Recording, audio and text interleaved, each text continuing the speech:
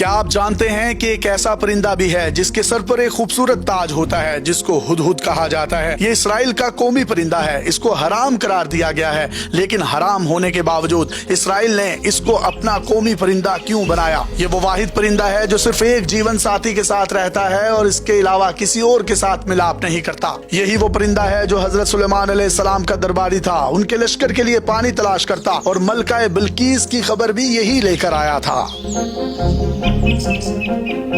ہدہد افریقہ، Asia اور Europe میں پایا جاتا ہے۔ یہ انتہائی رنگین پرندہ ہے جس کے سر پر ایک خوبصورت تاج نما کلغی ہوتی ہے۔ پہلے سمجھا جاتا تھا کہ ہدہد کی یہ صرف ایک ہی قسم ہے، بعد میں اسے الگ الگ 3 قسموں میں تقسیم کیا گیا۔ ان کو یوریشین ہدہد، مڈغاسکر ہدہد اور افریقی ہدہد کی کیٹیگری میں تقسیم کیا گیا ہے۔ یہ درختوں میں اپنا بل بنا کر رہتے ہیں، اپنی لمبی چونچ سے درختوں کے اندر اپنے گھروں کو کھود کر بناتے ہیں۔ ہدہد کی اپنے گھر یا مسکن کے لیے یہ تمام بنیادی ضرورتیں ہوتی ہیں۔ انہیں ہلکی سبزی والی زمین درکار ہوتی ہے۔ یہ کئی دیگر جانوروں کی طرح سن باد کے شوقین ہوتے ہیں۔ ہدہد کی خوراک زیادہ تر کیڑوں مکوڑوں پر مشتمل ہوتی ہے۔ یہ چھوٹے رینگنے والے جانور، مینڈک اور پودوں کے بیج اور بیر بھی کھا لیتے ہیں۔ یہ درختوں کی کھدائی کے دوران برآمد ہونے والے کیڑوں کو بھی کھا جاتے ہیں۔ ہدہد علاقے میں حاکمیت کے لیے بھی جانے جاتے ہیں۔ یہ اپنے علاقے میں دوسرے نر کو برداشت نہیں کرتے۔ اپنی چدراہٹ کے لیے یہ اکثر آوازیں نکال کر وارننگز بھی جاری کرتے رہتے ہیں۔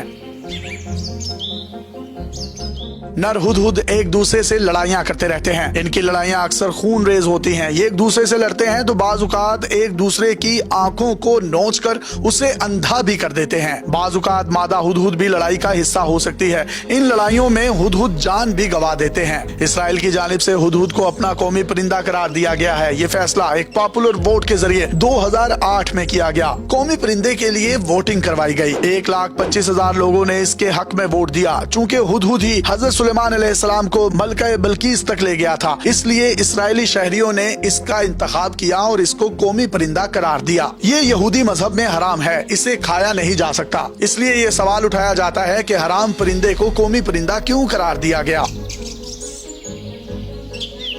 مولانا جلال الدین رومی حضرت سلیمان علیہ السلام کے دربار میں ہدہد کی موجودگی کو دلچسپ حقائق میں بیان کرتے ہیں۔ وہ اپنی حقائق میں ہدہد، حضرت سلیمان علیہ السلام اور کوے کے مکالمے کو اس طرح لکھتے ہیں: اے پیغمبر، تو مجھے اپنے لشکر جرار کے ساتھ لے کر چل تاکہ پانی کی ضرورت پڑے تو میں نشاندہی کروں۔ حضرت سلیمان علیہ السلام نے ہدہد کی اس خاصیت کی بہت تعریف کی۔ ہدہد کو اجازت دی کہ صحراؤں میں سفر کے دوران فوج کے ساتھ چلے تاکہ پانی کا کھوج لگاتار لگایا جا سکے۔ کوے نے جب سنا کہ ہدہد کو ہر اول دستے میں شریک رہنے کا اعزاز عطا ہوا ہے تو مارے حسد کے سیاہ پڑ گیا، انگاروں پر لوٹنے لگا۔ فوراً پیغمبر خدا کے سامنے آ کر کہا: اس ہدہد نے آپ کی سخت گستاخی کی ہے سلیمان علیہ السلام، اور قطعی جھوٹا دعویٰ کیا ہے۔ کوے نے مطالبہ کیا کہ ہدہد کو جھوٹ اور غلط بیانی کی سزا دی جائے۔ اس سے پوچھئے، اگر تیری نظر اتنی ہی تیز ہے کہ زمین کی گہرائیوں میں چھپے ہوئے پانی کی خبر لاتی ہے تو پھر ذرا سی خاک میں چھپا ہوا وہ پھندا کیوں نہیں دکھائی دیتا جو شکاری تجھے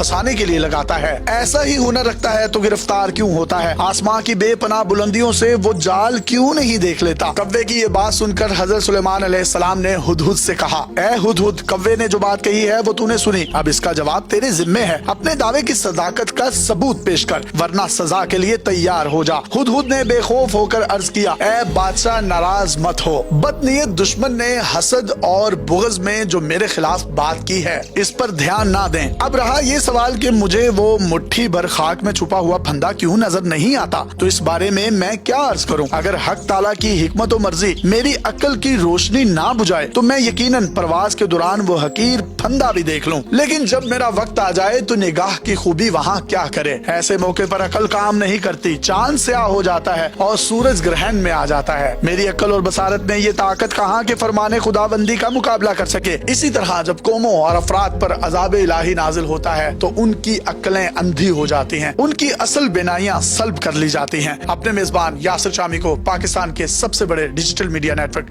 ڈیلی پاکستان سے اجازت دیجیے اور دیکھتے رہیے ڈیلی پاکستان۔ اللہ حافظ۔